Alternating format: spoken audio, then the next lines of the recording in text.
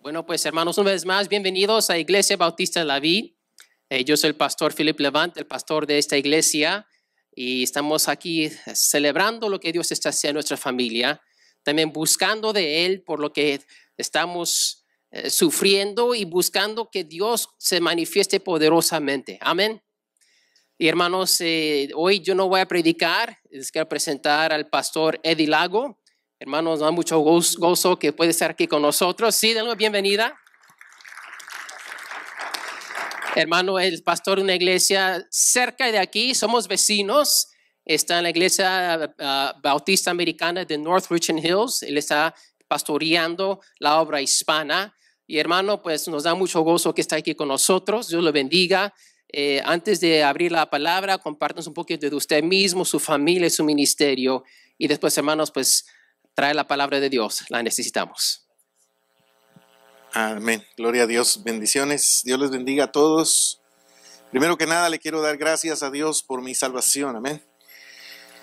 Es por gracia, así que qué bueno, porque si no, ¿cómo costaría, no? Y Dios ha estado obrando en mi vida desde muy joven, donde yo he pedido a Dios que me permita servirle. Y mi idea de servir a Dios siempre ha ido cambiando, porque antes mi idea de servir a Dios era que uno puede ser extraordinario, pero realmente el extraordinario es Él y el pequeño soy yo, el pequeño somos nosotros. Y entre demás nosotros somos humildes y menguamos, Él crece más en nosotros y Él nos va abriendo puertas. Y qué puertotas las que Dios abre. Realmente es una bendición muy hermosa ver cómo Dios abre puertas. Y no me refiero a finanzas solamente, sino también en cuanto a espiritual, en cuanto a alcanzar gente, en cuanto a ver la gloria de Dios moverse en una persona difícil. Dios me ha mostrado que verdaderamente la obra del Espíritu Santo es transformar un corazón. Y no tanto en los dones y los talentos y los ministerios que nosotros podamos creer que es la forma de servir a Dios. Yo quería el don de sanidad y Dios sabía que no era para mí el don de sanidad, porque yo querer ser sanador, un Benny Hinn, una persona que se hace famosa, ¿no? Y realmente he aprendido que esas cosas nos pueden seguir a nosotros. Cuando el Espíritu Santo está con nosotros, Él va a tener misericordia de quien Él va a querer tener misericordia y sanarle. Pero he aprendido muchas cosas por medio de la palabra de Dios. En Filipenses 4:13, por ejemplo, notado que yo pensaba en que yo podía emprender un negocio y poderlo desarrollar y tener mucho éxito, porque todo lo puedo en Cristo que me fortalece. Realmente, al ver el contexto y entender, aprendí que no era así. Aprendí que el mensaje es: si Dios me quiere enfermo, yo enfermo le voy a servir. Si Dios me quiere rico, yo le voy a servir rico. Y si Él me quiere pobre, yo le voy a servir pobre. Si ven el contexto, Pablo está diciendo: he aprendido a tener y he aprendido a no tener.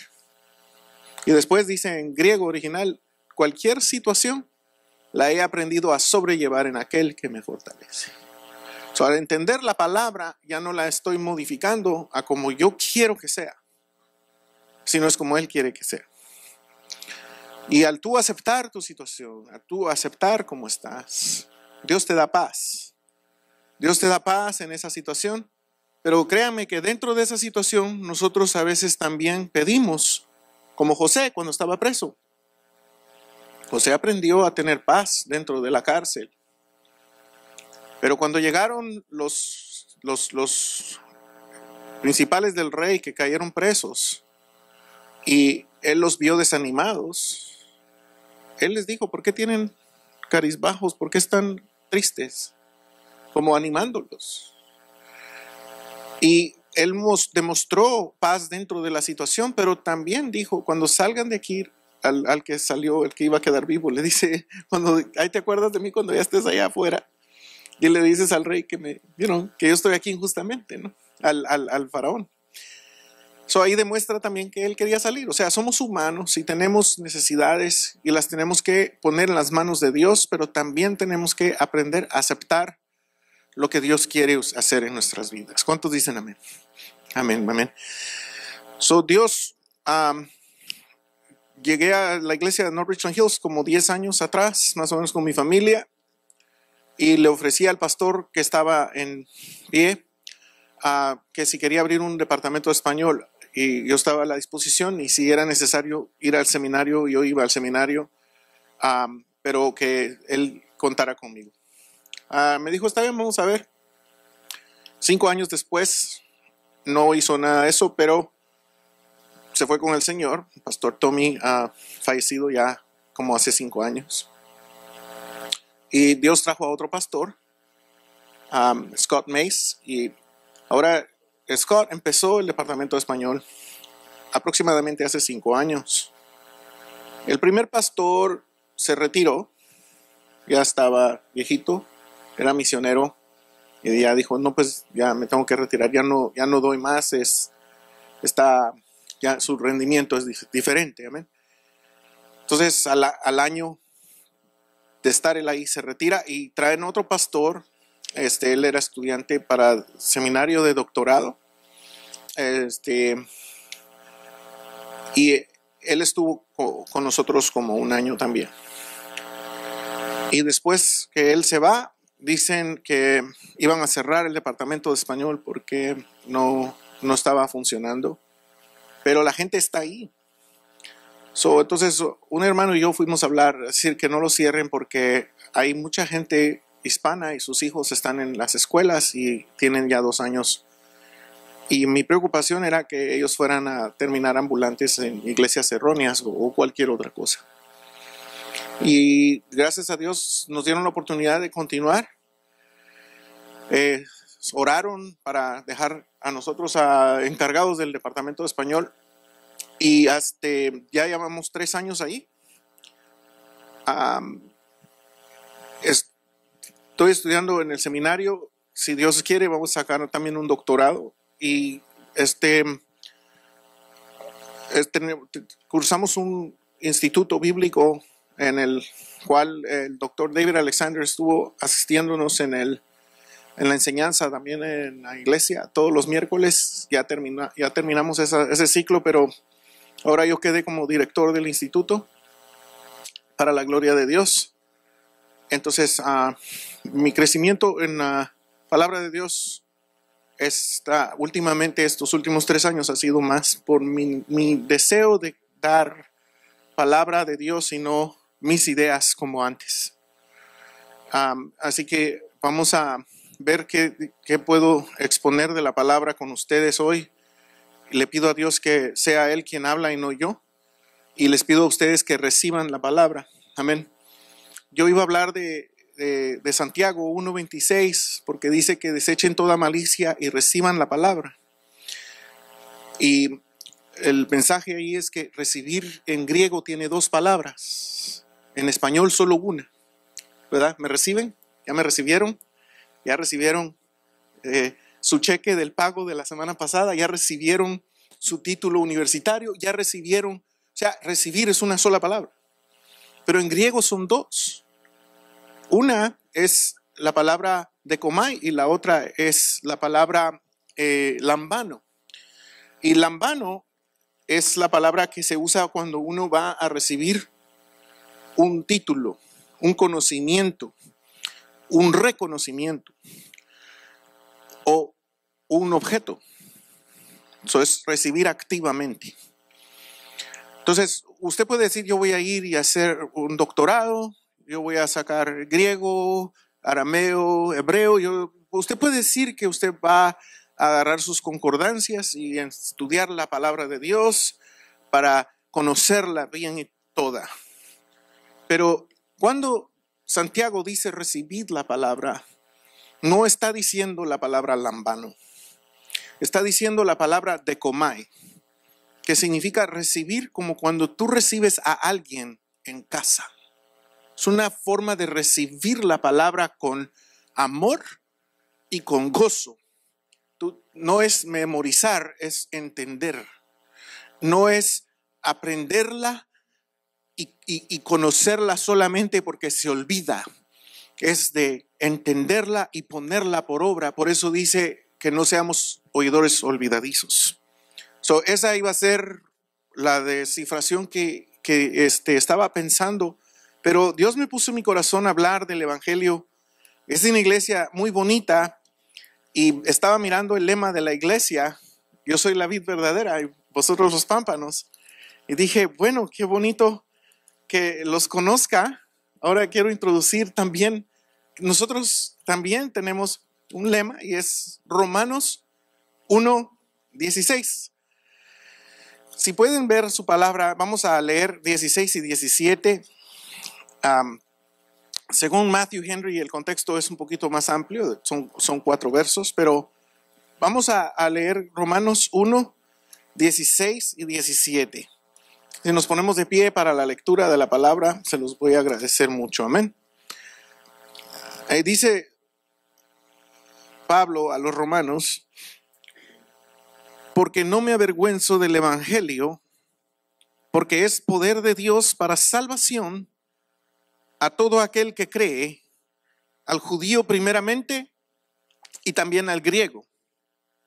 Porque el evangelio, en el evangelio, la justicia de Dios se revela por fe y para fe, como está escrito, mas el justo por la fe vivirá.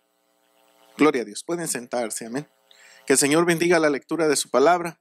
Ya oramos, ya cantamos. Ahora me gustaría hacer una exposición del versículo. Una de las cosas que he aprendido es que en ¿cómo se dice? La research, como las investigaciones que hace uno a veces. A mí me ha dado Dios la oportunidad de poder hacer esta pregunta a miles de personas cristianas. Y cuando yo expongo la pregunta, ¿qué es Romanos 1:17? ¿Qué significa? Mas el justo por la fe vivirá. En Romanos 1:17, ¿qué significa? Mas el justo por la fe vivirá. Y la respuesta más común es Hebreos 11:1. Es pues la fe, la certeza de lo que se espera y la convicción de lo que no se ve. Esta no es la respuesta correcta. No, pues eso es la fe. Mas el justo por la fe vivirá. Cuando uno explica un versículo bíblico con otro versículo bíblico, uno le está faltando el respeto al autor de Romanos y le está faltando el respeto al autor de Hebreos y le está faltando el respeto también a Santiago cuando dice que la fe sin obras es muerta, porque me imagino que algunos de nosotros hoy pensaron eso también, decir ese versículo. Si alguien te pregunta qué significa este versículo y empiezas a tirar un abanico de textos bíblicos, estás usando mal la palabra de Dios. No se puede explicar un versículo bíblico con otro verso bíblico. No se puede explicar un versículo bíblico con otro versículo bíblico porque le estás faltando el respeto a la intención del Espíritu Santo al poner ese verso allí, dentro de ese libro, dentro de ese contexto. Entonces, ¿cómo se hace, hermano? Bueno, qué bueno que me preguntaron. ¿Se puede usar otro versículo? Solo para comparar, hacer una comparación, pues no para explicar.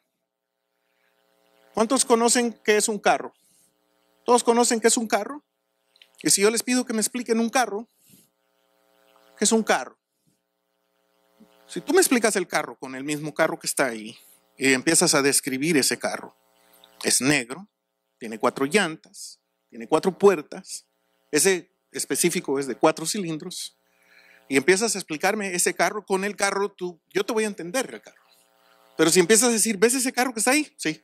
Pues, ¿ves aquella troca roja que está allá? Nada que ver con el carro negro, ¿no? Ok, sí veo la troca. Mira la minivan. Oye, ve la minivan. Y luego empiezas a ver otros vehículos, autobuses, y empiezas a sacar un montón de vehículos para explicar el carro y me vas a confundir más. La gente que usa versículos para explicar un versículo solamente están confundidos ellos mismos y están confundiendo a los demás. Cuando Pablo dice aquí, no me avergüenzo del evangelio, él está ansioso por predicar. Él está ansioso por exponer la palabra de Dios en Roma. El libro de Romanos tiene su propio texto y su propio contexto. Para tú entender el libro de Romanos, tienes que tratar de ver la intención del autor. ¿Cuál es la intención que Pablo tenía cuando él escribe la carta a los romanos? Porque si tú no tratas de ver cuál fue la llave para abrir la luz del evangelio y entender qué es lo que él está diciendo, podemos ver todo el libro. Romanos se divide en dos partes grandes. Del capítulo 1 al 11 es ortodoxia, es doctrinas. Y del 12 en adelante es la ortopráctica. Así pues, hermanos, os ruego por las misericordias de Dios que presentéis vuestros cuerpos como sacrificio vivo, santo y agradable a Dios, que es vuestro culto racional. O sea, por todas las misericordias. ¿Cuáles misericordias? Por el capítulo 1, capítulo 2, capítulo 3, capítulo hasta el 11, por todas estas misericordias y aún las que recibes hoy.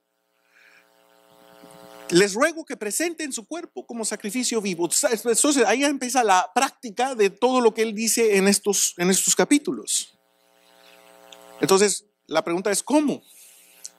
Y ya empieza a leer del 12 en adelante. Regularmente Pablo escribe con ese estilo. Él te enseña y luego te dice lo que tienes que hacer y luego te dice cómo hacerlo. O sea, te da la aplicación.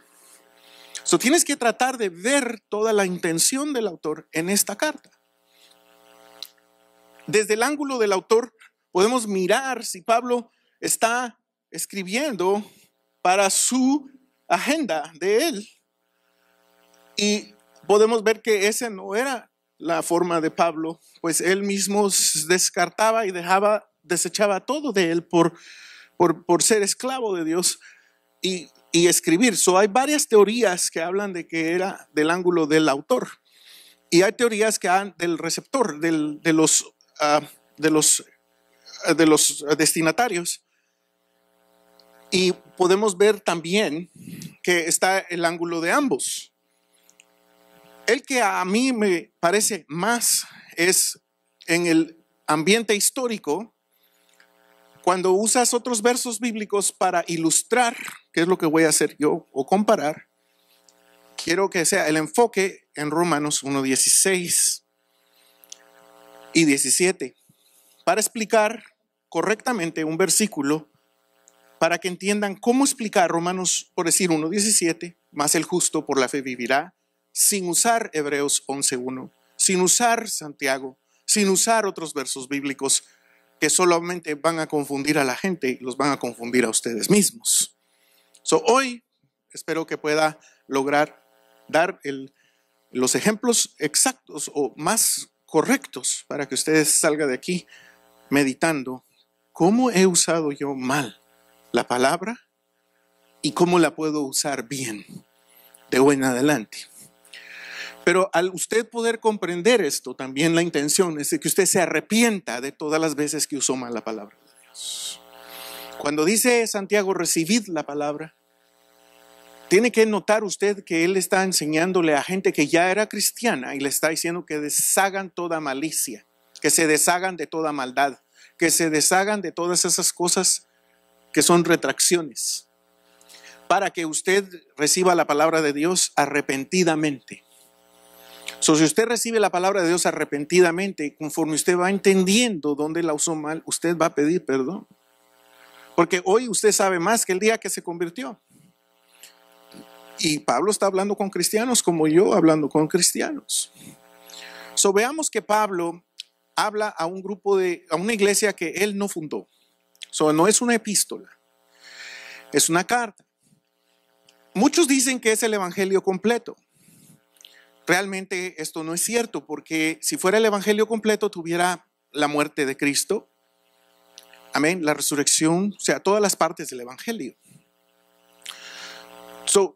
Cuando vemos que es una carta y queremos entender qué fue un sermón escrito. ¿Será que fue un sermón escrito? Bueno, vamos a pensar un ratito. ¿Qué estaba pasando? ¿Por qué escribió esto él? Una de las cosas que dice Hechos, que en el día de que se derramó el Espíritu Santo, que le llaman el día de Pentecostés, habían hombres cretenses, árabes, Persia, o sea, de todas partes, y ciudadanos romanos en esa área. Y estos eran judíos que vivían en Roma, eran residentes, ciudadanos de Roma, pero eran judíos. Ellos decidieron ir a Jerusalén por causa de las fiestas, la Pascua y todas las celebraciones religiosas. Entonces estos judíos eran judíos religiosos, conocedores de la palabra de Dios. ¿Cómo sabemos esto? Bueno, cuando derrama el Espíritu Santo, Pedro les dice: varones, estos hombres no están borrachos. Lo que está pasando aquí es lo que dijo el profeta, y empieza a citar la palabra de Dios. Y todos dicen: wow, ¿ahora qué hacemos? Voy a explicar eso un poquito.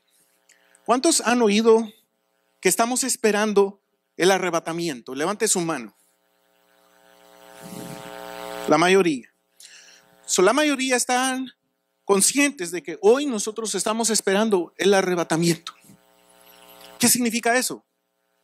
Que se desaparecen muchas personas, y los que se quedan no saben por qué se desaparecieron las otras personas, y el anticristo va a reinar por 7 años, que viene siendo la gran tribulación, y durante 3 años y medio hay ofertas y paz y cosas de una naturaleza, y luego después vienen grandes pruebas y destrucción, y 1/3 de las aves y 1/3 de las aguas y cosas así. Empieza a haber destrucción como jamás la ha visto, y después de los 7 años viene Armagedón, donde Cristo regresa, destruye al anticristo y reina sobre la tierra por 1000 años. Ok, si usted ahorita notara que en un solo ratito la persona que está al lado suyo ya no está, y la mayoría de las personas de la iglesia se desaparecieron, y se quedaron solo usted y yo, ¿qué pasó? ¿Se los llevaron los marcianos? No, les diría yo. Aquí lo que pasó fue lo que dijo Pablo en Tesalonicenses. ¿Se están dando cuenta cómo estoy hablando? Y nos tocó quedarnos. Y la pregunta que usted va a hacer es: ¿y ahora qué hacemos? Y yo la respuesta que les voy a dar es: no se deje poner la marca de la bestia. ¿Me están entendiendo? Pero en ese momento, la profecía más común y más fuerte y más esperada era el derramamiento del Espíritu Santo, la venida de Cristo, el reino de Dios. Entonces, cuando esto sucede y están en el aposento alto 120 personas, en medio de todos estos religiosos de todas las naciones en Jerusalén, ven a aquellos hablar en idiomas que ellos entendían y decían: ¿cómo es posible? Tú lo oyes en tu idioma y yo en el mío. ¿Están borrachos? No, dijo Pedro. Aquí lo que está pasando es lo que dice el profeta, que en los últimos tiempos derramaré mi espíritu sobre toda carne, y vuestros jóvenes verán visiones y vuestros ancianos tendrán sueños. Y también habló de David, y también les dijo que ellos habían crucificado a Cristo Jesús. Entonces ellos se compungieron de corazón y pidieron la palabra: ¿qué haremos? Y les dice: arrepiéntanse y bautícense en el nombre de Jesús, todos ustedes.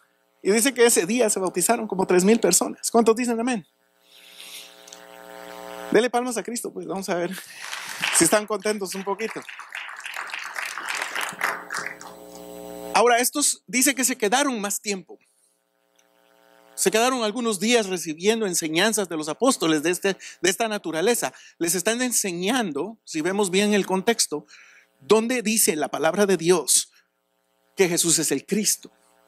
Y les está enseñando cómo utilizar bien la palabra de verdad con las profecías descritas para ellos entender que Jesús es el Mesías esperado. ¿Cuántos conocen Isaías capítulo 52? Cordero inmolado. Amén. Entonces empezaron a enseñar salmos. Empezaron a enseñarle diferentes partes de la Torah que estos hombres ya conocían. Y ya nomás ahora ya están entendiendo cómo usar la palabra mejor. Esa es la idea que yo traigo hoy. Que ustedes ya conocen. Nada más es una pequeña enderezadita porque esto toma tiempo. Lo hace el pastor a cada rato. Lo hago yo a cada rato. Y aún así las personas, hay quienes la entienden un poquito más rápido que otros. Hay personas que empiezan ya, luego, otros todavía no entienden. Y siguen estudiando y siguen tratando de entender qué es lo que quiso decir el pastor. ¿Por qué me estaba diciendo lo que dijo? Y así se regresan a Roma. Y cuando regresan a Roma, en Hechos 18, dice que había un emperador llamado Claudios que los expulsó de Roma. Entonces, al ver la historia, ¿quién era Claudio y por qué él odiaba a los judíos? Vemos que él tenía mucho en contra de ellos porque es como decir, usted llegar a México y querer decirle al católico que la iglesia católica y la religión católica está mal. Se van a reír de usted. Entonces Claudio estaba muy molesto con los judíos porque ellos se creían que el Dios que creó todas las cosas, el universo entero, había escogido a ese pueblito. Que muy arrogantes. ¿Cómo ustedes? Mírennos a nosotros, somos la nación fuerte, la nación más grande. Nosotros tenemos todos estos dioses y ustedes me van a decir que solo hay uno. ¡Ja! Están locos. Claudio no quería a los judíos porque mutilaban bebés, lo de la circuncisión. Y cosas así que eran para él muy difíciles de aceptar por sus filosofías, por sus formas de pensar. Cuando ellos están en Roma, estaban teniendo ellos disputas el uno con el otro, porque los judíos cristianos convertidos estaban peleando con los judíos no cristianos y estaban discutiendo de que Jesús es el Mesías. Dice que en la enciclopedia dice históricamente que Claudio los expulsó de Roma porque tenían disputas acerca de un tal Crestos, que en griego es Cristo. Cuando usted mira que él hace que él mira las riots, ¿cómo se dice eso en español? Cuando están en la calle, llegan los antimotines y tienen un montón de argumentos, dos grupos grandes. Ahí están los judíos peleándose los unos con otros. Para él todos eran judíos. Para Claudio todos eran judíos. Pero para nosotros pues estaban los cristianos contra los judíos, pero eran judíos. Y se están peleando porque Cristo es el Mesías y ellos decían que no. El judío no entendía y el que ya era convertido le estaba tratando de hacer entender que sí. Entonces vino Claudio y dijo, no, lo siento mucho, pero fuera de aquí todos. No queremos ver ninguna persona que tenga el nopal en la frente aquí. Lo estoy haciendo para que entiendan más o menos cómo era la situación allá. Abróchense los cinturones, hermanos, si no lo traen puesto porque estamos viajando de allá para acá y de aquí para allá. Pero entonces viene Claudio, los expulsa y ellos salen de Roma. Y la iglesia, para ese entonces, ya habían pasado unos 14 años, y la iglesia pasó de ser una iglesia judía cristiana, grande, pero ya habían gentiles. Entonces quedan en Roma los cristianos gentiles, una iglesia pequeña. Y empezaron a evangelizar. ¿Cuántos de aquí han hecho eso? No me avergüenzo del evangelio, porque es poder de Dios. ¿Para qué? Salvación. Y están predicando el evangelio. Como Pablo dice, ay, yo tengo anhelos de ir a decirles esto. Estos están haciendo lo mismo. Y pasan 2 años y se muere Claudio. Entonces entra el siguiente emperador Nerón, y dice, no, pues los judíos son buenos para la economía, ¿eh? Esos son buenos para los negocios. Tráiganselos de regreso. Y ahí vienen entre ellos, ¿quiénes? Los cristianos también, judíos. Y cuando llegan a Roma y ven a los gentiles, a ver tú no eres judío y eres cristiano, sí. ¿Y ya te circuncidaste? No. ¿Hay que circuncidarse? No, a mí no me enseñaron eso. A mí me enseñaron que ustedes ya fueron cortados. Y ahora somos nosotros las ramas originales. Así que sáquense de aquí con sus judaizar. Y los gentiles estaban combatiendo estas doctrinas con conocimiento. Y los judíos ya no estaban peleando con otros judíos, lo cristiano contra no cristiano, judío, sino ahora el judío cristiano está peleando contra el gentil cristiano. Y están haciendo disputas al respecto de que hay que guardar la ley. Entonces Pablo escribe las cartas, la carta a Romanos, y empieza a saludarlos para establecer su autoridad apostólica, porque no lo conocen. Luego empieza a decirles su deseo de ir a visitarlos a Roma para presentar el evangelio, y podemos ver al verso 15. Así que en cuanto a mí, pronto estoy a anunciaros el evangelio también a vosotros que estáis en Roma. Esa es casi la parte del párrafo donde él está saludando. Porque no me avergüenzo del evangelio, porque es poder de Dios para salvación a todo aquel que cree, al judío primeramente y también al griego. Porque en el evangelio la justicia de Dios se revela por fe y para fe, como está escrito, mas el justo por la fe vivirá. La palabra de Dios tiene poder. El poder que la palabra tiene. ¿Qué color es mi saco, hermanos? ¿Quién puede decirme qué color es este saco? ¿Negro? ¿Negro? Ok. Y si yo digo que es blanco, yo estaría mintiendo, ¿no? Si les digo que es azul, hermano, es negro. Tal vez uno de ustedes, bien filósofo, va a decir, no, el hermano lo ve azul. No, es negro. Y si yo digo que es azul, yo estaría mintiendo. Ahora voy a hacer un ejemplo, con todo respeto, que Dios no haría, pero para ilustrar, vamos a decir que si Dios se metiera en la conversación y me mira y dice, no, es verde, Él también estaría mintiendo porque no es verde, es negro. Lo que pasa es que Dios es Dios y Él no puede mentir, y su palabra es su poder. En el momento que Él dice es verde, ¡puf!, se convierte en verde. Con su palabra Él creó los cielos y la tierra. Con su palabra Él creó todo lo que hay. Cuando Él nos da su palabra, ¿cuántos saben qué es la Biblia? La Biblia no es un libro inspirado, es el libro inspirado. La Biblia no es un libro religioso, es la palabra de Dios. La palabra de Dios está escrita, inspirada. Y lo que usted lee es una traducción. Si usted se dice que esta traducción es la mejor y es la única y la verdadera, tenga cuidado con eso, porque hay 3 tipos de traducciones: palabra por palabra, frase por frase, pensamiento por pensamiento. Estudie eso para que usted pueda ver varias versiones bíblicas confiables por un grupo de eruditos que pusieron ahí esas palabras. Usted puede encontrar artículos que hablan mal de la Nueva Versión Internacional, pero también va a encontrar artículos que hablan mal de la Reina Valera. Usted no dependa del traductor, sino usted está al merced del traductor.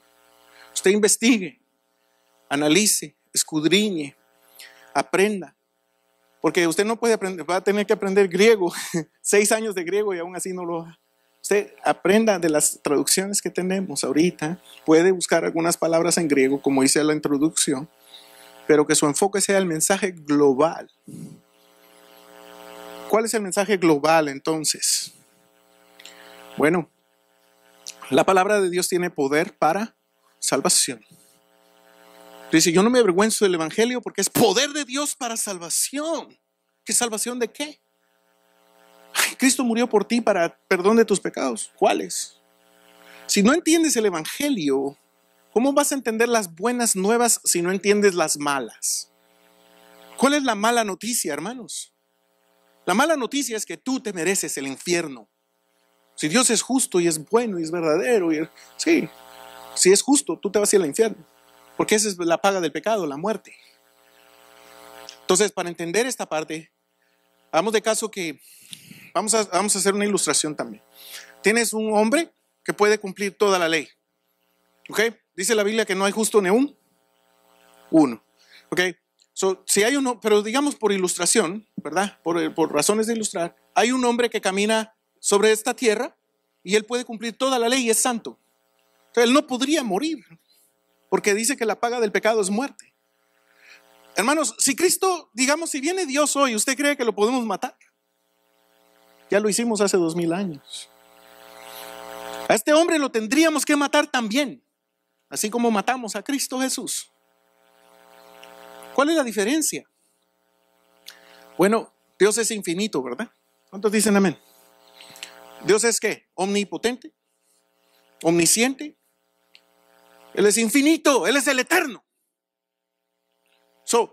No se trata de cuántos pecados tú pecaste. Había un hombre que peleó en la guerra aquí cuando Donald Trump quedó de presidente y era un héroe. Este hombre, pero era residente legal. Y dijo, voy a ir.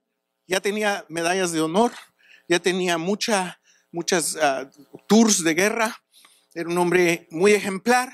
Fue a aplicar para ciudadanía y la ley de migración revisó su récord criminal y encontraron que tenía un DUI, era deportable y lo deportaron. ¿Ah? Pero si yo tengo el Medal of Honor, yo tengo tantas cosas que hice por este país y la ley es la ley. ¿Tú has mentido? No más sí que no, porque entonces ya tú has mentido. Si vas a ser juzgado bajo la ley, tú ya estás mereciendo el infierno. Hayas querido remendar eso o no. La ley no tiene sentimientos.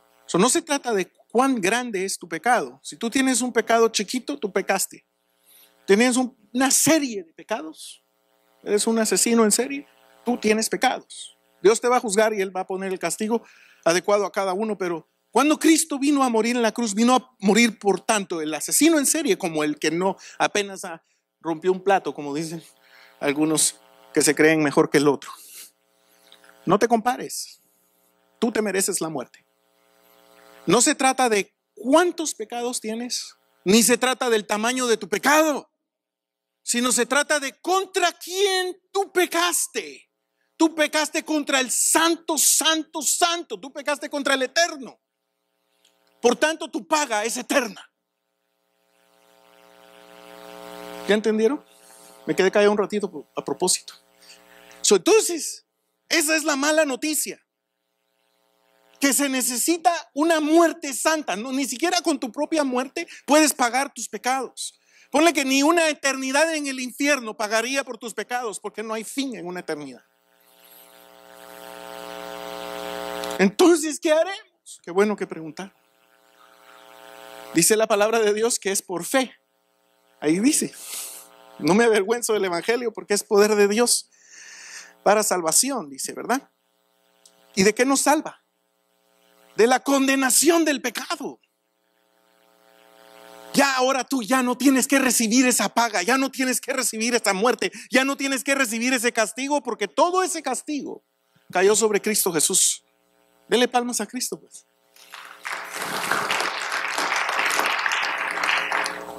Pablo les está explicando, esto es el evangelio. E incluso hasta dice que no es por obras.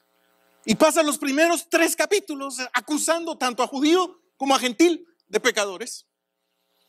Como hice yo ahorita en 5 minutos 10 del sermón. Ya los acusé a todos de pecadores y se ponen a aplaudir. No se crean. También bromeo un poquito, ¿no? Aplaudimos porque Cristo murió, Él pagó por nosotros. Amén. Entonces dice, no me avergüenzo del evangelio porque es poder de Dios para salvación a todo aquel que cree, a todo aquel que cree. Dice, dice Pablo en Efesios, dice, sois por gracia sois salvos. Dice, ¿por medio de qué? De la fe. Por gracia sois salvos por medio de la fe. Y esto no es de vosotros, es un don de Dios. Así que todavía la gloria es para Dios. Yo creo. No es para, bravo a ti, porque crees. No, gracias a Dios que crees, porque es Él quien te dio esa fe. Amén. So, Dios te da la fe, y la fe no tiene medida, no tiene tamaño. La fe es la misma. Si tú impones manos sobre los enfermos y sanan, no es que tú tengas más fe que yo. Es que el Espíritu Santo hizo la obra. Y dijo Pedro en Hechos 4, Hechos 3, sanan a un cojo, ¿no? Y ahí mismo, más adelante dicen, ¿por qué nos ven a nosotros como que si por algo que nosotros hayamos hecho o por nuestra misericordia, este hombre haya sanado? Él sanó porque esto es evidencia de que Cristo resucitó de los muertos. Y fue por la misericordia de Dios que Él sanó. ¿Van entendiendo? Amén, familia. Veamos aquí brevemente que aquí habla de la salvación. Y nos salva, tiene poder para salvarnos de la condenación del pecado, pero también tiene poder para salvarnos del poder del pecado. El poder que el pecado ejerce en tu vida. Por eso quería predicar Santiago, porque dice, deja toda maldad, abundancia de malicia que hay en ti. Pero si nosotros ya somos cristianos. Sí, pero tú tienes que crecer. Tú tienes que morir a la carne. Tienes que vencer. ¿Cuántos están venciendo el pecado hoy? Ya no son como eran antes, ahora es un poco mejor, pero todavía les falta mucho. ¿Sí o no? Vean esto. La palabra dice, vete y no peques más. Ay, hermano, usted me está diciendo que usted ya no peca. Eso es irrelevante. Si yo peco o no peco más, y para su satisfacción les voy a decir que sí peco. Pero no es el mensaje. Cristo dice, vete y no peques más. Entonces yo anhelo un cambio en mi vida, y cada vez que leo la Biblia veo con temor y temblor, y me veo a mí mismo y no califico. Y gracias a Dios que es por gracia y no por obras, porque ya si yo me muero hoy no entraba. Todavía hay muchas cosas que yo tengo que cambiar, pero el crecimiento, la santidad es progresiva. Bueno, también está el área posicional. Es Él quien te santifica, es Él quien te escogió, es Él quien te separó. Pero también está el área de la santificación, que es progresiva. Y solo por medio de tu alimentación, por medio de la palabra de Dios y la oración para que sea el Espíritu Santo quien te va dando el crecimiento y el entendimiento de su palabra, tú puedes crecer. ¿Qué es lo primero que pasa cuando un cristiano recibe a Jesús? ¿Qué es lo primerito que pasa bíblicamente cuando un cristiano dice, yo creo, yo quiero pedirle al Señor Jesús que entre en mi corazón? ¿Qué está pasando ahí? Es la regeneración, hermano. La regeneración y la justificación van de la mano, pero primero es regenerado porque el Espíritu Santo te dio vida nueva. No porque tú hayas decidido. Fíjate, es como un motor que ya no sirve, que puede encenderse solo. Tienes que abrirlo, cambiarle los empaques, el aceite, tal vez hay un pistón ahí fundido, lo arreglas y luego ¡rum!, lo regeneraste y enciende, arranca, funciona otra vez. Cuando el hombre pecó, ciertamente murió. Fue una muerte instantánea. Ya no vio, ya no quiso oír de Dios. Por eso se escondieron. Llegó Dios, ¿dónde están? Ay, es que estábamos desnudos. ¿Quién te dijo que estabas desnudo? ¿Comiste el fruto prohibido? ¿Comiste el árbol que te dije que no comieras? Desde entonces, todos nacemos bajo pecado, todos somos hijos de pecado. Nuestra naturaleza pecaminosa está en nosotros como ramas de un árbol que se mueren. Cuando no están en el árbol se secan. Por eso naces, creces, te reproduces y mueres. Cuando tú recibes la regeneración del Espíritu Santo, ¡puf!, puedes ver, se te quitó el velo, puedes oír.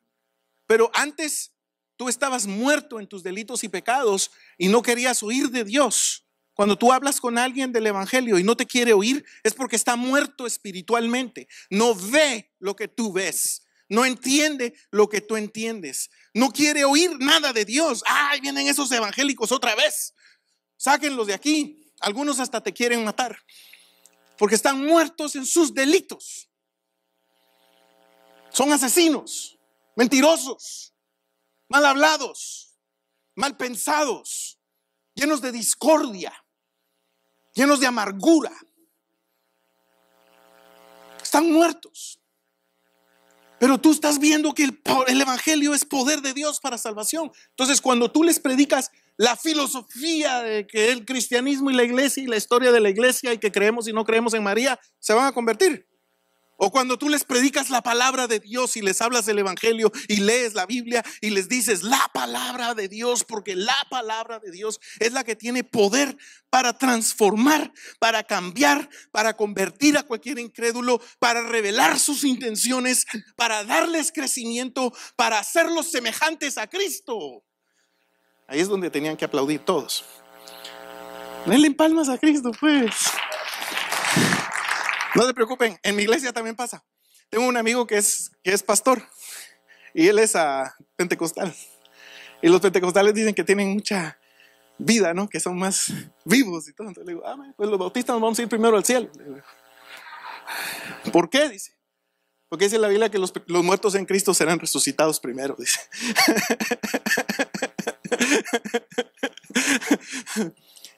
Ese fue un chiste. Miren, hermanos. Cuando el evangelio es, entonces dice, porque el evangelio, la justicia de Dios se revela por fe. Entonces tú entiendes el evangelio, ¿estás entendiendo el evangelio? Les voy a explicar otra cosa más. Entras a la casa de un hombre millonario, ¿ok? Y estás en la casa de ese hombre millonario, porque estamos en la casa de Dios. Y él te dice, ok, puedes disfrutar de todo, pero no rompas nada, porque no queremos desorden aquí. Y viene el hermano y se pone a jugar fútbol dentro de la casa y rompe el televisor. ¡Auch! ¿Ahora qué va a hacer el hermano? Se va a esconder. Y viene el jefe, el dueño de la casa, y pregunta por quién rompió el televisor. Porque el que lo rompió tiene que pagar por él. Y más, y tiene que pagar ahorita, si no va a morir. Entonces viene el hermano. Y fui yo. $7,000 ahorita. Ese televisor valía 7,000. 7,000. Créanme que ese valía más que 7,000, pero solo estoy ilustrando para que entiendan una cosa. No puedo, no tengo. Ok. Entonces viene el momento de la decisión para que él muera y viene el hijo y entra. Papá, no lo mates. Es mi amigo. Yo pago. Amén. Y viene él y paga los $7,000 y el padre acepta ese dinero porque sabe que el hijo tiene ese valor y más. ¿Me están entendiendo, familia? Entonces ya es justificado. ¿Qué significa que somos justificados, hermanos? Justificado no quiere decir que eres hecho justo, hermano. Esa es una terminología religiosa. La religión te enseña que tú eres hecho justo como un acto moral. Pero la justificación es una declaración legal. Estamos hablando de una ley que te está acusando y estás delante de un juez. Y el juez es Dios y Él es justo y verdadero. No hace acepción de personas, como aquel soldado que no pudo recibir su ciudadanía porque él era deportable. Tú eres digno del infierno. Pero como el Hijo pagó por todo eso, Él murió por ti. No eran $7,000, era una muerte santa y solo Él la tenía. Así como Él no tenía los 7,000, vamos a decir 7 millones por un televisor, por darle un poquito más de valor. Todavía así no se acerca al valor que Cristo trae cuando Él paga por tu pecado. Es eterno. Es un valor eterno, infinito, santo. ¿Me están entendiendo? Entonces cuando Él paga, es aceptable, es olor fragante. Dios dice, amén, esto sí lo recibo. Y cuando te ve a ti, ya no te ve como aquel que rompió el televisor. Ahora tienes entrada libre a la casa porque Cristo pagó por ti. ¿Sí entendieron eso? Entonces eres regenerado, eres justificado, que es una declaración legal, y eres santificado, porque Él te apartó. Fue Él quien te escogió para ti, para Él. Él te apartó para Él mismo. Y esa santificación es la posición que tú tienes. Entonces, cuando tú tienes un problema, una circunstancia, una tempestad, una cosa en tu vida, eso no te hace renegar de Dios, porque tú aprendiste que no es por situaciones, es por la posición que tienes de hijo, porque vas a ser una persona digna de llegar al cielo por Cristo Jesús. Dele palmas a Cristo una vez más. Ahora que ya entienden las malas noticias y las buenas nuevas de salvación, entienden que cuando Pablo está diciendo, como está escrito, mas el justo por la fe vivirá, se está refiriendo a Habacuc, porque dice, está escrito, ¿no? Y si te preguntas, bueno, ¿y dónde? ¿Dónde está escrito? Esa es la pregunta, ¿no? ¿Dónde? En Hechos 11:1, no. En Santiago 2:14, no. En Habacuc. ¿Y qué está pasando ahí? Pasando que la gente se está quejando. Habacuc está hablando con Dios y dice, Señor, el injusto prospera. El malo se sale con la suya. Y los justos son perseguidos. Vean el capítulo 4. Y Dios le está diciendo y le responde y le dice, no te preocupes por esas cosas. Y podemos ver contextos comparativos donde Dios dice, bástate mi gracia. Podemos ver contextos comparativos donde Pablo les enseña a las demás personas, como dije Filipenses 4:13, que no estoy usándolo para explicar, lo estoy usando para comparar, que todo lo puedo en Cristo significa que si Dios me quiere pobre, yo pobre le voy a servir, porque es para la gloria de Dios, no para la mía. Si Dios me quiere rico, yo rico le voy a servir. Si Dios me quiere enfermo, yo enfermo voy a estar contento en Cristo Jesús. Y si me toca morirme, me toca. Bueno, tampoco voy a dejar de pedir un milagro. ¿Cuántos dicen amén? ¿Verdad? Como José, por eso lo mencionaba. Pero lo que yo quiero es que tú tengas paz en tu corazón y confíes en Dios en medio de la tempestad. Si Dios te quiere ciego le sirves. ¿Qué vas a hacer? ¿Renegar? No, nosotros ya entendimos que no se trata de la situación, se trata de la posición que tú tienes como hijo. Amén. Denle palmas a Cristo. Entonces vemos que Pablo les acusa de pecadores en los primeros 3 capítulos y Pablo habla en el 4, da ejemplos de Abraham, dice aquí. La promesa está realizada por medio de la fe, lo vuelve a repetir. Son los temas centrales de Pablo, le está diciendo a los judíos y a los cristianos que no usen los gentiles la gracia como licencia para pecar, y al romano, y al judío, cristiano judío, le está diciendo que no es la ley ya. Nosotros ya no estamos bajo la ley, estamos bajo la gracia. Son ni un extremo ni el otro extremo, sino que nosotros tenemos que vivir bajo la fe. Entonces por eso le dice en un capítulo a los gentiles que no se jacten de que que las ramas originales fueron quitadas y luego ellos fueron engendrados. Les está diciendo que ellos tienen que confiar en Dios, porque Dios tuvo gracia y misericordia de ellos. Cuando Dios dice yo tengo misericordia de quien yo tengo misericordia, a eso se refiere. Le está diciendo al judío, no te jactes, porque yo estoy teniendo misericordia también del gentil. ¿Me están entendiendo, familia? Romanos, todas estas son las misericordias de Dios, su justificación, su santificación, los siervos de la justicia, analogías del matrimonio. Aquí son ejemplos de cómo vivir una vida santa, viviendo en el Espíritu, más que vencedores. Usted puede ver todo lo que está enseñando, porque está poniéndonos que entendamos a tener nuestra fe, nuestra confianza, que somos justificados por fe. Amén. Mas el justo por la fe vivirá. ¿Qué es fe, hermanos? No me vaya a contestar con Hebreos 11:1. Fe es creer y confiar en algo que no se ve. Fe es creer y confiar en Dios con D minúscula, y en dioses. Esa es la definición correcta de fe. El musulmán tiene fe, el católico tiene fe, el cristiano tiene fe. Todos tenemos una fe diferente. Confiar o creer en una filosofía. Creer y confiar a ojos cerrados en una teoría, en una religión. Eso es fe. Ahora veamos que nosotros no tenemos fe en dioses. Nosotros no tenemos fe en religiones. Nosotros tenemos fe únicamente en Jesucristo, en Dios, en su palabra. ¿Cuántos dicen amén? Aprendan a ver el contexto, hermanos, con cuidado.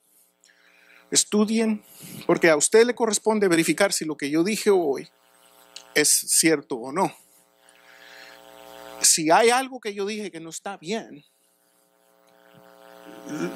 su pastor, mi mentor y maestro lo va a corregir, y yo con gusto también no voy a ceder a la enseñanza.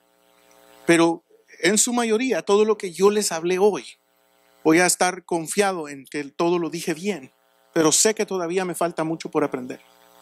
Y humildemente se los digo, espero que hayan entendido que el mensaje aquí es de el arrepentimiento y el perdón de los pecados por medio de la fe en Cristo Jesús. Y entonces tú eres declarado justo.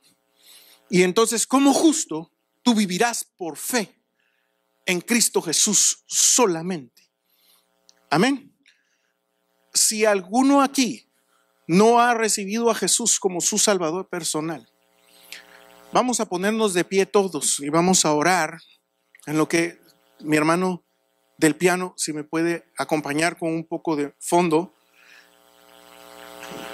Me gustaría invitarte a que hagas ese primer paso de confiar y creer en Jesucristo como tu único Señor y Salvador, quien es el único que te puede dar a ti el perdón de los pecados.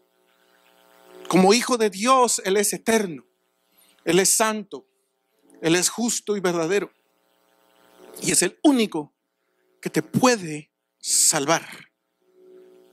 Porque aquel hombre que describí, que tuviéramos que matar porque vivía santamente, pero que no existe, solo era una figura, ese hombre es finito, es creación. Ese hombre, si existiera, no solo lo tendríamos que matar, pero entraría al cielo sin Cristo. Hubiera dicho, miren lo que hice yo. Yo no necesité de Cristo porque yo nunca mentí, yo nunca robé, yo nunca maté.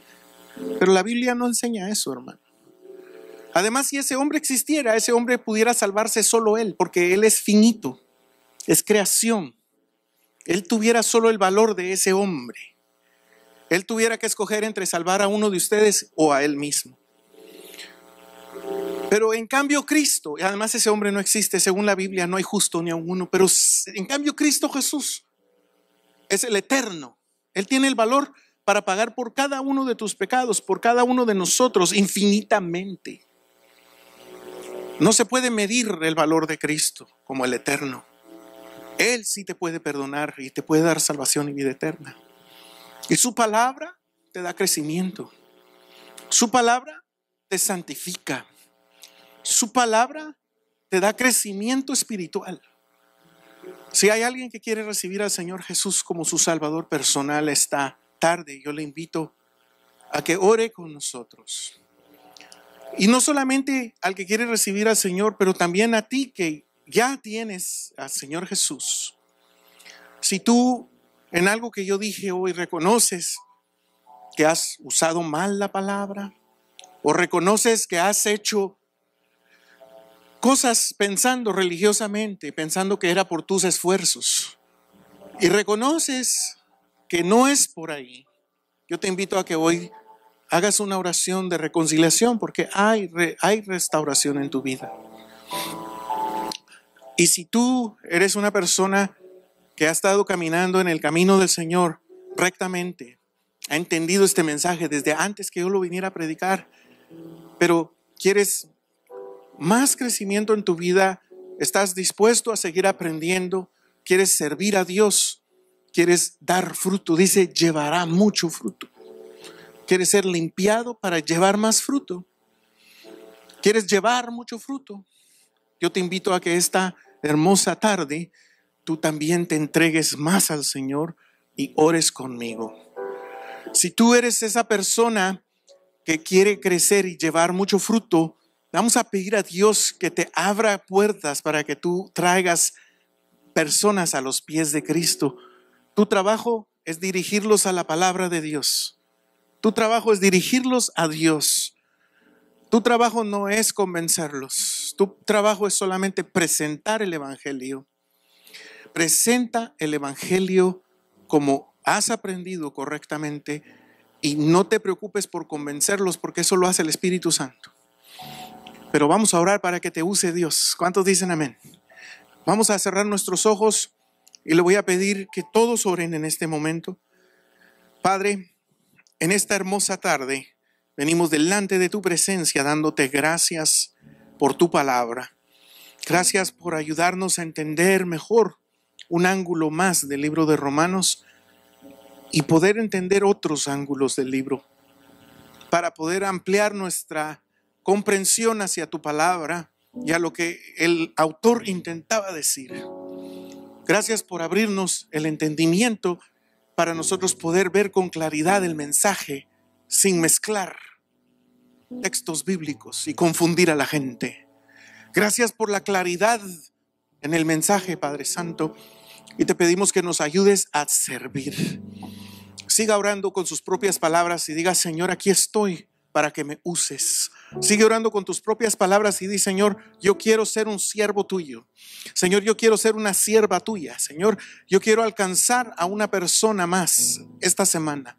Yo quiero alcanzar a una persona hoy mismo, Señor, para que venga a los pies de Cristo, para que se acerque a la iglesia, para que se acerque a tu palabra, porque no me avergüenzo del evangelio, porque es tu poder, Señor, para salvación de todo aquel que cree.